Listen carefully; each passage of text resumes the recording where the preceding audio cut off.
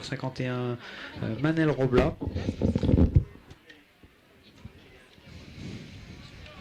Voilà, ils sont aux ordres du starter, ça va démarrer. Et voilà, c'est parti avec une petite chute au départ, un patineur tout seul, donc il n'y a pas de faux départ. Ça part très vite avec donc ce patineur espagnol qui a gagné la course hier, qui prend le commandement très rapidement. Il est marqué à la culotte, comme on dit déjà, par Quentin Poujol, le patineur de Pibrac. Voilà, c'est des patineurs qui évoluent dans la région. Le patineur de Pibrac et le patineur... j'ai oublié le nom du club de Lonac. Voilà, ils connaissent bien les pistes, hein, ils ont tendance à faire les courses régionales et les championnats régionaux sur cette piste. Donc ils savent bien qu'il faut être assez prudent. C'est une piste qui fait mal aux jambes dans les derniers tours. Dès qu'il faut aller vite et que ça glisse, les relances feront mal. Donc on part assez prudemment pour ce 3000 en ligne. C'est plutôt une course de placement pour le moment.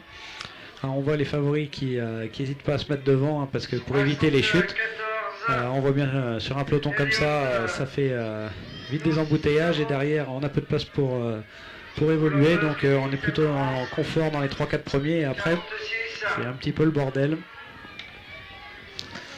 Il faut être vigilant. Alors ça, c'est des catégories relativement jeunes. Benjamin, c'est quel âge? Les Benjamin, ça doit être 12-14 ans, il me semble. Donc la plupart, ça veut dire qu'ils ont souvent démarré vers 6-7 ans comme toi? Ouais, souvent, voilà, à cet âge-là, les finalistes, c'est des patineurs qui ont commencé assez tôt, hein, entre 6 et 8 ans en général. Il y a déjà un bon niveau technique. Hein. Qu'est-ce qu'on travaille en particulier à cet âge-là? Bon, ben, on essaye surtout de développer sa vitesse, ça c'est sûr. D'ailleurs, on voit que pour le moment, les patineurs s'économisent parce qu'on va vouloir jouer sur sa pointe de vitesse en fin de course. Même sur un 3000, ça représente 15 tours ici. Là, on est à 10 tours de l'arrivée. Personne n'a mis d'attaque. C'est assez surprenant parce que les années précédentes, il me semblait que ça roulait plus vite sur ce genre de course, sur des finales. Là, on voit qu'on a plutôt des patineurs qui veulent garder leur cartouche pour la fin de la course. Avec un patineur espagnol, le dossard 46 de Castellón Spain Roller Marathon, qui prend le commandement. Tu me dis si je me trompe ou c'est course mixte? Et non, c'est pas une course mixte. Non, pardon. Mais il y a quand même des patineurs qui ont les cheveux longs là. Voilà, on voit qu'à 9 tours de l'arrivée, 8 sur le prochain passage, l'allure qui commence très légèrement à accélérer. Et encore, ça, pas autant que ça, parce qu'on voit que ça remonte très facilement par les extérieurs. Voilà, quand on est en tête, on garde sa corde assez facilement là, mais du coup, tous les autres patineurs cherchent à remonter par les extérieurs en sortie de virage en utilisant la bosse. Sur ce genre de piste, voilà, on le voit peut-être pas forcément très bien sur ces images, mais la piste est bien relevée en entrée et en sortie de virage. Il y a donc une petite bosse qui permet de prendre de la vitesse, d'accélérer un peu plus facilement. En tout cas, c'est toujours une course d'attente. À mon avis, on va avoir un sprint assez intense parce qu'on a encore un peloton très très compact. Et ça risque de démarrer d'un coup. Nathalie Aucher qui nous dit les Benjamins, c'est 12-13 ans. 12-13 ans. Donc on voit qu'il y a beaucoup de spectateurs étrangers avec énormément de commentaires en espagnol. Et puis le bonjour de Roland.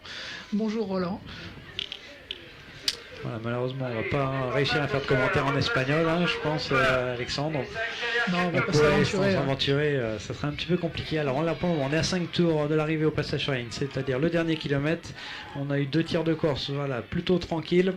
Et là, le placement devient vraiment capital. On retrouve un petit peu les mêmes patineurs avec le patineur de Groll, on sent qu'il a bien travaillé sa séquence de peloton. On essaie de se placer deuxième pour pouvoir être bien placé pour le sprint. Ça remonte à l'extérieur avec Bougna également. On voit les patineurs qui ont déjà une bonne science de la course, qui tiennent bien la corde, qui sont bien calés les uns derrière les autres pour pas se faire doubler. Ouais, ça va être, à mon avis, ça va pas tarder à s'emballer. Là, je vois bien les entraîneurs qui commencent à s'exciter un petit peu aussi sur le bord. Et voilà, c'est parti du côté de l'Espagne.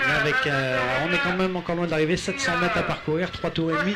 L'Espagnol qui prend quelques longueurs d'avance. Il est poursuivi par Gaspar Cohen, le patineur qui a fait deuxième, il me semble, hier. Dans les roues, Quentin Poujol est en attente, le patineur de Pibrac, qui est particulièrement rapide aussi.